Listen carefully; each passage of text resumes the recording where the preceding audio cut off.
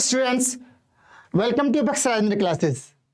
आज हमारा topic article है और आर्टिकल कैसे होते हैं, कितने टाइप के होते हैं, ये सभी चीजों के बारे में, सभी बातों को यानी सभी पॉइंट्स आप पहले से ही जानते होंगे मोस्टली, पर आज हम उनके बारे में थोड़ा आपको ब्रीफ बताएंगे और फिर उस पर कुछ क्वेश्चंस को सॉल्व करेंगे जो आपके लिए, सभी के लिए बहुत ही हेल्पफुल होंगे। तो बिना देरी किए हम आगे बढ़ते हैं। तो ये देख लीजिए, तो आर्टिकल्स को ब्रीफली कैसे समझेंगे। आर्टिकल्स दो पार्ट में डिवाइड होता है, एक इंडेफिनिट, एक डेफिनिट। इंडेफिनिट में आपके दो पॉइंट होते हैं, एक आ होता है, दूसरा एन होता है, और डेफिनेट में आपके लिए केवल दा होता है, जो कि कभी दी पढ़ा जाता है और कभी दा पढ़ा जाता है। दा कब पढ़ते हैं? जब कोई भी वर्ड कंसोनेंट से स्टार्ट होता है और जब आपका कोई भी वर्ड वोवेल से स्टार्ट हो तो उस समय आप उसे दी से पढ़ते हैं। एग्जाम्पल में हम कह सकते हैं द एलिफेंट, और यहां पर हम कंसोनेंट वाले में द बॉय, द गर्ल। ठीक है, ये हमने समझ लिया ब्रीफली। अब हम इनसे रिलेटेड कुछ क्वेश्चंस को सॉल्व करेंगे। तो इनको हम देख लेते हैं कि सबसे पहले हम कुछ क्वेश्चंस को देखते हैं। तो इसमें है, हाँ लिखा है find the option which in error is in given below the all questions. यानी कि कुछ क्वेश्चंस दिए रखे हैं, उन सभी में आपका यहां पर कोई ऑप्शन है। यहां पर दे रखे हैं चार ऑप्शन हैं। अब ये चार ऑप्शन में आपको कहीं मिस्टेक है, अगर किसी में भी कोई मिस्टेक नहीं है तो हमारा डी ऑप्शन सही हो जाएगा। तो बस हमें यह पता करना है, अब हम जो बात कर रहे हैं वो आर्टिकल पर कर रहे हैं, तो मोस्टली हमारी जो मिस्टेक होगी अगर कहीं पर भी, तो वो आर्टिकल वाले पोर्शन में ही होगी। हम एक पर्टिकुलर पोर्शन लेकर चल रहे हैं जिसका नाम है आर्टिकल, तो फिर आर्टिकल वाले पोर्शन देखेंगे कि कहां पर मिस्टेक है, और जब हमें मिस्टेक मिल जाएगी तो जिस ऑप्शन में हम उसी को टिक कर देंगे कि हमारे इसमें मिस्टेक है, और अगर किसी में भी मिस्टेक नहीं है तब हमारा डी ऑप्शन सही होगा जिसमें नो एरर दे रखा होगा, कोई मिस्टेक नहीं। तो चलिए हम इसको देखते हैं। पहला ऑप्शन कहता है it is a quarter to 10 by my watch, यानी कि मेरी घड़ी के द्वारा क्वार्टर टू 10 यानी कि 9:45 हुए।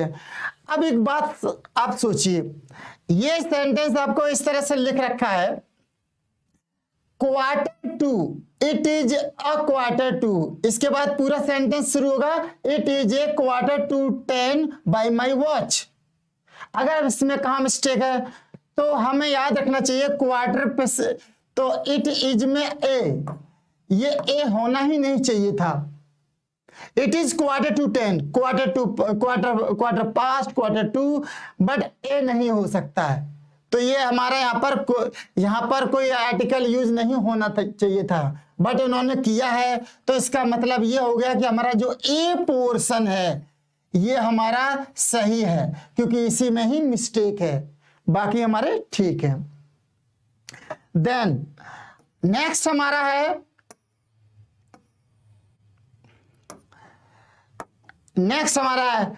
द पुलिस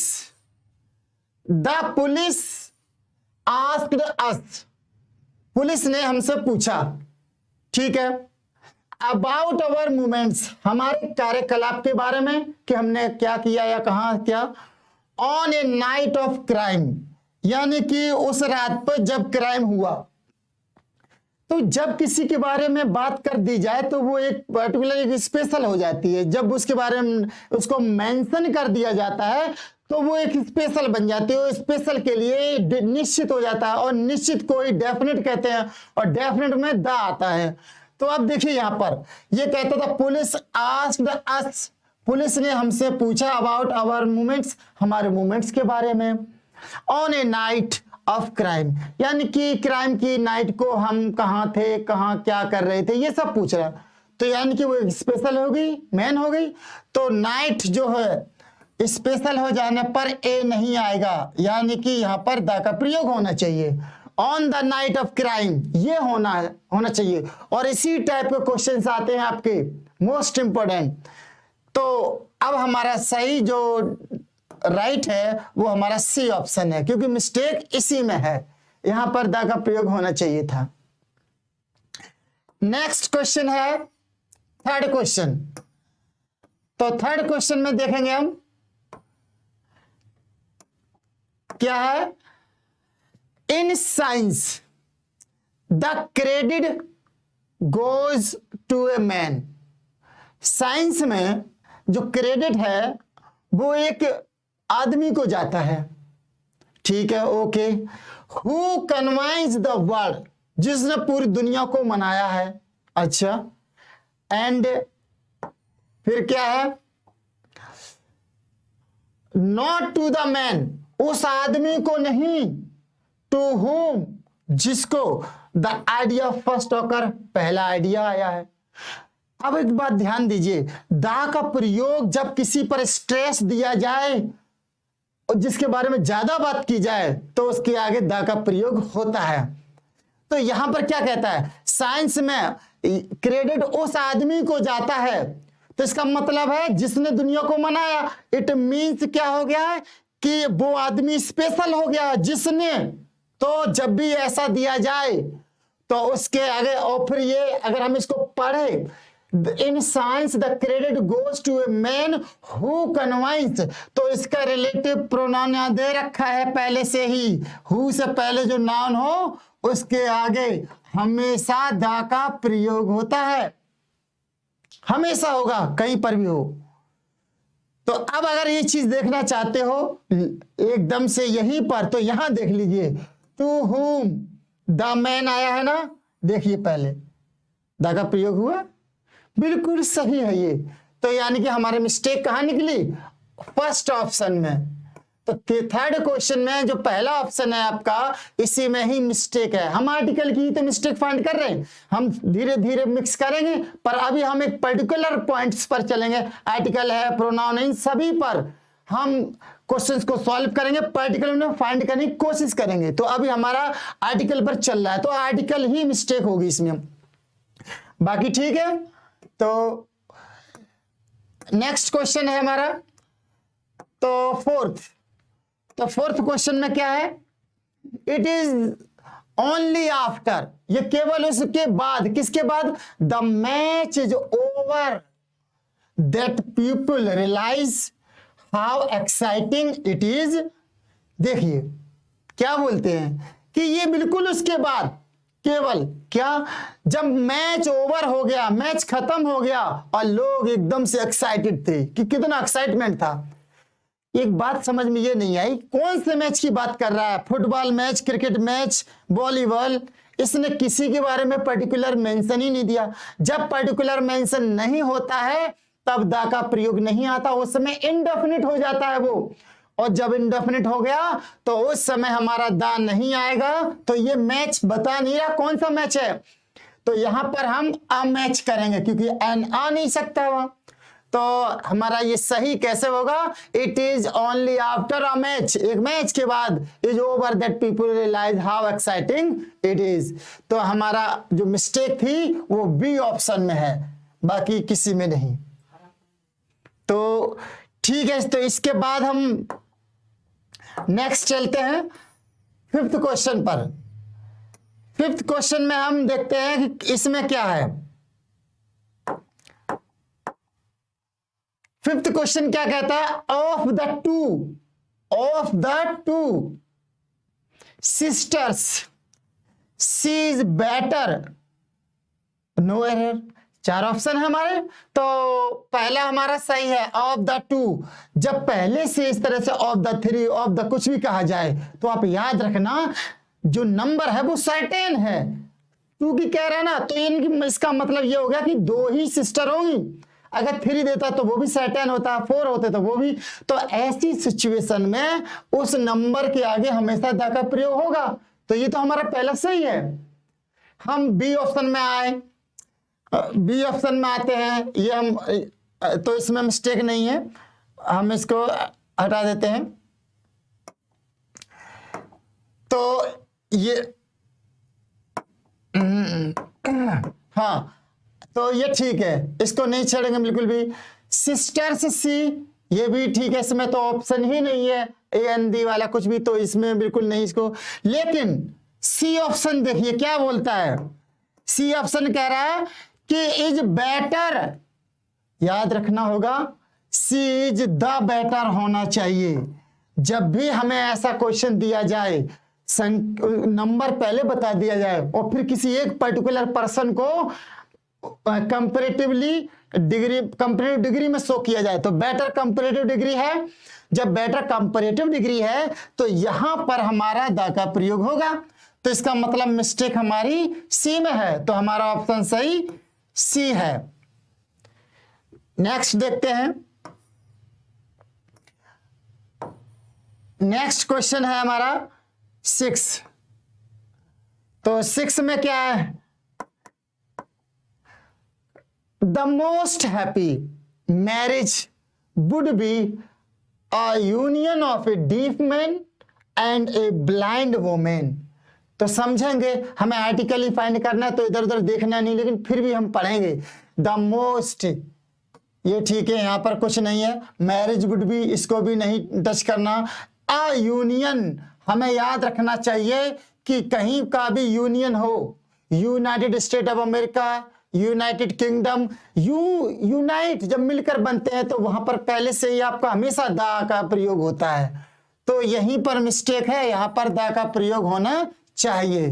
तो हमारी मिस्टेक कहां निकली, सी ऑप्शन। तो सी ऑप्शन हमारा ठीक है, राइट हो गया ऑप्शन। नेक्स्ट हमारा है, नेक्स्ट क्वेश्चन है 7th। 7th क्वेश्चन में हम क्या देखेंगे। 7th क्वेश्चन कह रहा है कि सम पीपुल से दैट, कुछ लोग कहते हैं कि, सम पीपुल से दैट, कुछ लोग कहते हैं कि, क्या कहते हैं, her husband and is in the jail. थोड़ा सा, सम पीपुल से दैट, कुछ लोग कहते हैं कि her husband is in the jail and so she lives alone. ये कहते हैं कि उसका हस्बैंड जेल में है और इसलिए वह अकेली रहती है। पर इसने पहले प्राइमरी ऑब्जेक्ट तो ये है नहीं जेल, पहले बताया नहीं कि जेल की बात चलेगी। जब पहले किसी ऐसे चीज के बारे में बात होती नहीं है तो आप वो श्योर हो नहीं सकता, श्योर नहीं हो सकता मतलब डेफिनेट नहीं हो सकता। जब डेफिनेट नहीं हो सकता तो वो इनडेफिनेट हुआ, और यहां पर तो कोई सा भी आर्टिकल नहीं आएगा, इन जेल कहा जाएगा क्योंकि ये प्राइमरी ऑब्जेक्ट है। तो हमारा इसका आपका बनेगा her husband is in jail, ना कि द जेल। तो हमारा ये है यहां, तो ऑप्शन हमारा बी सही है क्योंकि मिस्टेक यहां है, इन जेल होता है ना, ये इन द जेल। तो नेक्स्ट, इसके बाद हमारा है क्वेश्चन नंबर 8। इसमें क्या कहता है, क्वेश्चन नंबर 8 कह रहा है हिज फादर आस्क्ड हिम, उसके फादर ने उससे पूछा, टू गो, जाने के लिए, कहां जाने के लिए, to the temple every morning. तो एक बात हमारी ये समझ में आती है कि यहां पर उसने ये कह दिया कि उसके फादर ने उसे मंदिर जाने के लिए, डेली उसे मंदिर जाने के लिए कहा, पर इससे पहले मंदिर के बारे में तो बताया नहीं। जब मंदिर के बारे में बताया नहीं, जब मंदिर जाना है तो पूजा करना है, तो स्पेशल प्लेस भी नहीं है, तो यहां पर हमारे दा का प्रयोग नहीं होगा किसी कीमत पर। क्या बोला जाएगा, यहां बोला जाएगा His father asked him to go to हो जाएगा यहां पर टू टेम्पल, ना कि द आएगा, go to temple every morning और नो एरर। तो यानी कि हमारा मिस्टेक जो है वो डी ऑप्शन में है इसमें, क्योंकि हमें द टेम्पल बोलना ही नहीं, मंदिर जाने के लिए, पूजा करने के लिए कहा, तो मंदिर इसीलिए है। स्कूल पढ़ने के लिए भेजा तो स्कूल पढ़ाई के लिए ही होते हैं, कोचिंग पढ़ाई के लिए होती है, तो वहां जाना कोई स्पेशल बात नहीं होती है, तो इसीलिए आपको वहां पर दा लगाने की कोई जरूरत नहीं। अगर हम जैसे ये कहें कि अगर यहां पर ये लिखा he goes to school to study. अब यहां पर ये लिख दिया जाए he goes to the school to study, तो हमारा ये गलत है। टू नहीं आना चाहिए, वो द नहीं आना चाहिए। स्टडी के लिए स्कूल एक ऐसी ऑर्गेनाइजेशन है जो स्टडी के लिए ही बनाई गई है, तो स्पेशल कहां हुई वो? डेफिनेट नहीं, वो तो वैसे ही निश्चित है उस चीज का। तो आप यहां पर द नहीं लगा सकते, ये कॉमन बात होगी एक तरह से। तो आप याद रखेंगे द का प्रयोग नहीं होगा, केवल ये चलेगा he goes to school to study. तो ऐसे ही मंदिर जाने के लिए फादर ने उसको बोला, तो यानी कि टेम्पल के आगे द का प्रयोग नहीं चलेगा। तो नेक्स्ट हमारा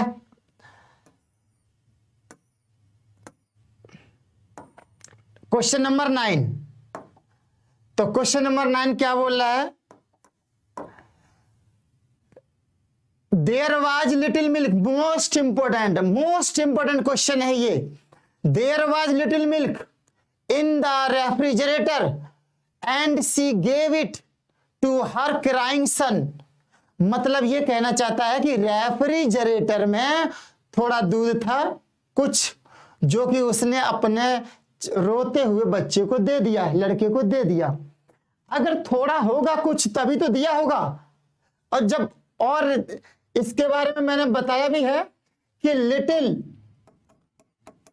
अ लिटिल और द लिटिल। तो लिटिल अगर इस्तेमाल हो तो बिल्कुल नेगेटिव होता है, यानी कि नॉट के बराबर। अब अगर उसमें दूध है नहीं तो दिया क्या अपने बच्चे को, तो ये तो नहीं आ सकता। द लिटिल का मतलब होता है बहुत ज्यादा पर सारा नहीं, तो पर ऐसा भी नहीं था। वो कहता है कि रेफ्रिजरेटर में कुछ दूध था, तो यानी कि आ लिटिल, हमारा आ लिटिल होना चाहिए। लेकिन ये क्या कहता है? देयर वाज लिटिल मिल्क, तो हमारी मिस्टेक यहां पर है पहले में ही। तो हमारा राइट आंसर है ए लिटिल होना चाहिए था। बाकी हमारे ये ठीक है। इसके बाद नेक्स्ट क्वेश्चन है हमारा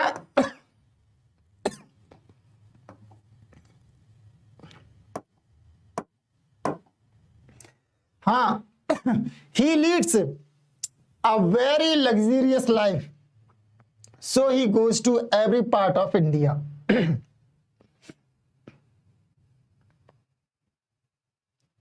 He leads a very luxurious life, so he goes to every part of India.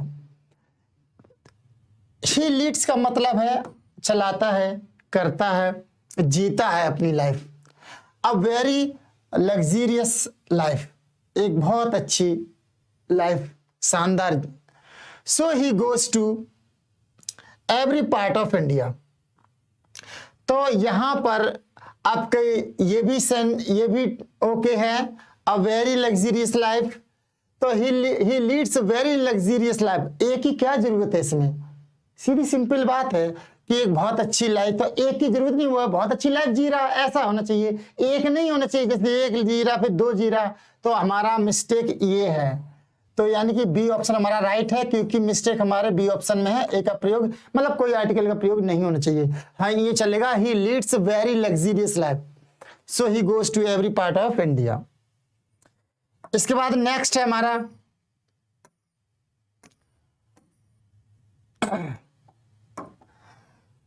11th, in an hour's time I will be back, but now I have to go। ये कहना चाहता है कि 1 घंटे के time में I will be back, मैं वापस आ जाऊंगा, but now I have to go, लेकिन अभी मुझे जाना है। तो देखिए, तो अब हम ये बात जानते हैं कि जब कभी भी आवर लिखा हो, आवर, तो वो होता है एन आवर, कभी आवर या द आवर नहीं हो सकता। तो यहां पर देखने से पता लगता है हमारा एन आवर है, और यहां पर उन्होंने ए लिख रखा है, इसका मतलब मिस्टेक यहां है और बाकी सब ठीक है। तो हमारा जो करेक्ट है आंसर ऑप्शन में के लिए ये है, बाकी सारे ऑप्शन अपनी जगह हैं, पर हमारा जो मिस्टेक है वो फर्स्ट ऑप्शन में है। देन नेक्स्ट है क्वेश्चन 12। इसमें क्या है? होल वर्ल्ड इज, पूरा संसार, today facing the threat of extinction, यानी पूरी दुनिया फेस कर रही है, आज फेस कर रही है, यानी सामना कर रही है किस चीज का? थ्रेट ऑफ एक्सटिंक्शन, विलुप्तता। जैसे कोई एनिमल्स होते हैं, उनकी स्पीसीज अब विलुप्त होती जा रही है, तो इस चीज का फेस कर रहे हैं। ठीक है, ओके। देन क्या है?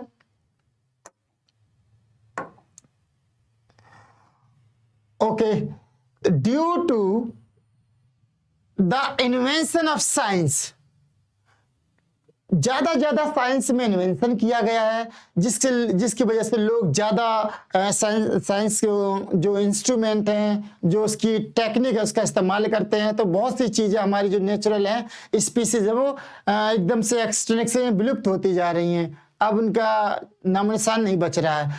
तो ऐसे दुनिया, ये बताना चाहते हैं, दुनिया इससे गुजर रही है। तो क्या इसका दोबारा से रीड करते हैं अगेन, और पता लग जाएगा कहाँ मिस्टेक है।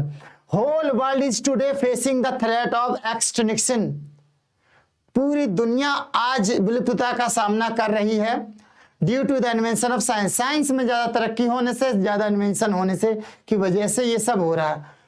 तो पूरी दुनिया, तो आप हमेशा याद रखेंगे होल, जब किसी के बारे में इशारा किया जाए तो उसी के आगे ही द का प्रयोग होता है। द होल वर्ल्ड, ऐसे। तो यानी कि मिस्टेक हमारा ए में थी, बाकी सब करेक्ट है। तो नेक्स्ट है हमारा क्वेश्चन नंबर 13। क्वेश्चन नंबर 13 में क्या कह रहा है? कह रहा है कि the police should exercise, police जो है एक्सरसाइज यानी कि गश्त लगाना, आना जाना, इस चीज को कर रही है।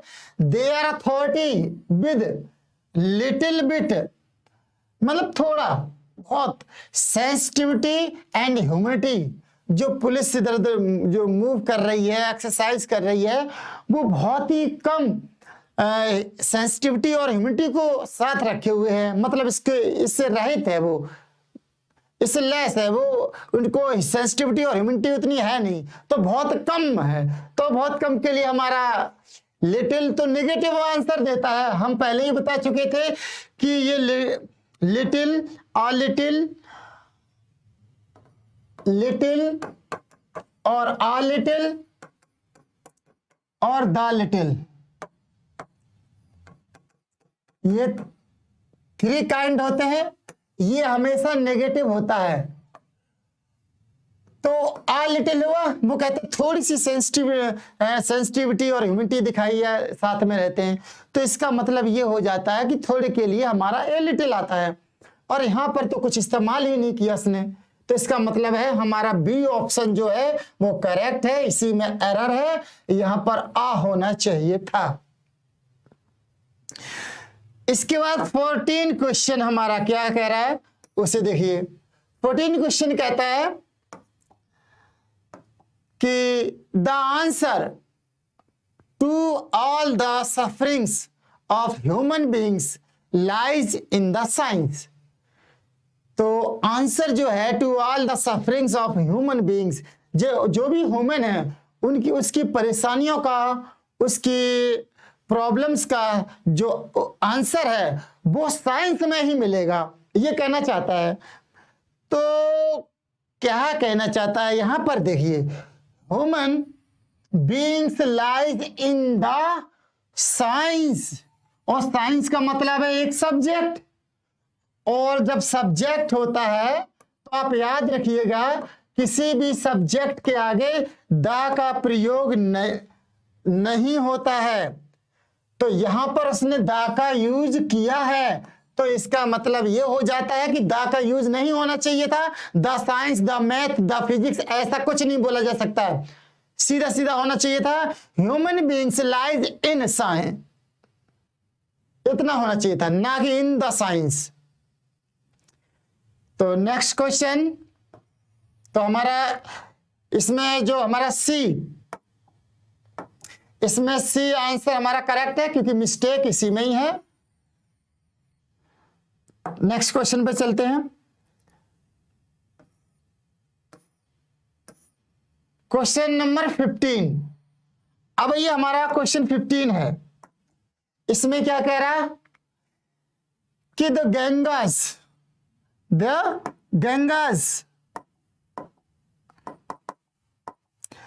गंगाज इज फॉर नॉर्थ इंडिया। जो गंगा है वो नॉर्थ इंडिया।